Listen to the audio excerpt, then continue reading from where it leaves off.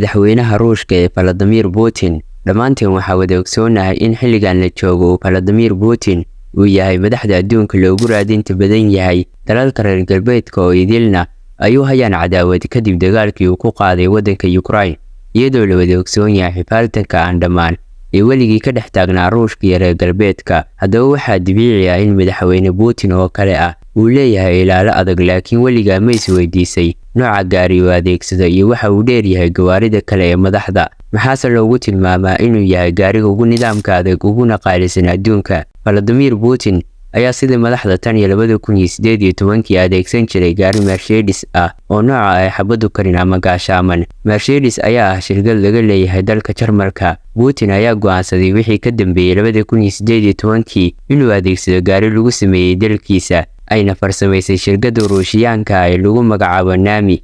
waxaana gaarigan uu xambaarsan yahay magaca Armored Arrows, lagu tilmaamaa inuu yahay gaariga ugu qaalisan ugu nidaamka adag dunida. Haddaba aynu eegno qaabka uu samaysan yahay gaarigan iyo adeegyada dheeriga ee loo sameeyay si loogu ilaaliyo badqabka madaxweynaha Ruushka. Gaarigan ayaa cabirkiisu leeyahay ku dhawaad 6 mitir, halka uu balciisu yahay 2 mitir, waxayna awoodiisa u dhigantaa awoodda 600 oo faras, halka xawaarihiisa uu gaarayo 220 kiiloomitir saacadii. Sidii dabiiciga ah, gaarigan ayaa ah gaari gaashaaman oo aysan xabadu karin, waxaana loo naqshadeeyay gudaha gaariga sida qasriga oo kale. Waxaanu leeyahay 2 motor oo kala ah, mid baasiin, midna uu yahay mid ku shaqeeya korontada. Gaarigan ayaa u adkeysan kara hubabka noocyadiisa yaryar iyo hubka sida elektarooniga ah u shaqeeya gantaalada iyo xitaa bombooyinka noocyadiisa kala duwan.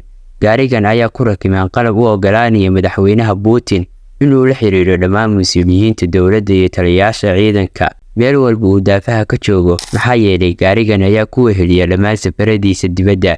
Uma adeegsado gaari aan isaga ahayn. Sidoo kale Putin ayaa awood u leh inuu shirar degdeg ah ku qabsado gaarigiisa, maadaama balac ahaan u diyaarsan yahay inuu noqdo sida qolad shirar oo kale.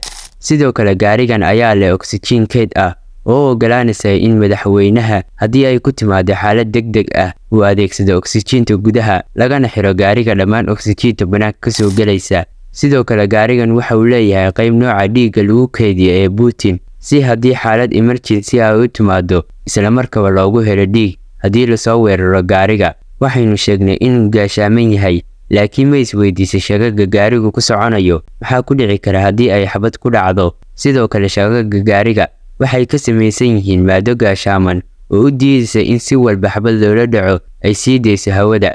Gaariga Putin sidoo kale waxaa ku rakiban hub u ogolaanaya askariga saaran inuu adeegsado haddii uu xaalad degdeg ah la kulmo. Sidoo kale madaxweynaha ayaa gaariga loogu sameeyay nidaam uu ku maamulayo dhammaan hubka nukliyeer uu haysto Ruushka, taasoo awood u siinaysa in hal taabasho uu ku amro inuu sii daayo hubabka nukliyeer ee kala yaala dhammaan daafaha Ruushka haddii ay dhacdo inay soo gaaraan muraayadda hore ee gaariga ama uu galo gaarigu meel mugdi ah oo aan waxba laga arkayn. Gaarigan ayaa leh system nidaam oo ogolaanaya dareewalka si walba uu mugdi ugu jiro in uu wax arko. Sidoo kale madaxweyne hogaaminaya dal sida Ruushka ah, dal ku hubeysan hub nukliyeer, ma aha waxa uu iska ilaalinayo hubka yaryar ayaynu naqaano oo keliya, balse gaarigan ayaa u samaysan inuu ka hortago hubka bioloojiga iyo kiimikada ah. Gaarigan ayaa marka uu soconayo waxaa dhinac socda ku dhawaad 6 gaari oo laqaab ah, waxaana ku rakiban nidaam raadaar oo u ogolaanaya in agagaarka uu marayo oo dhan ay ku furto tashwiish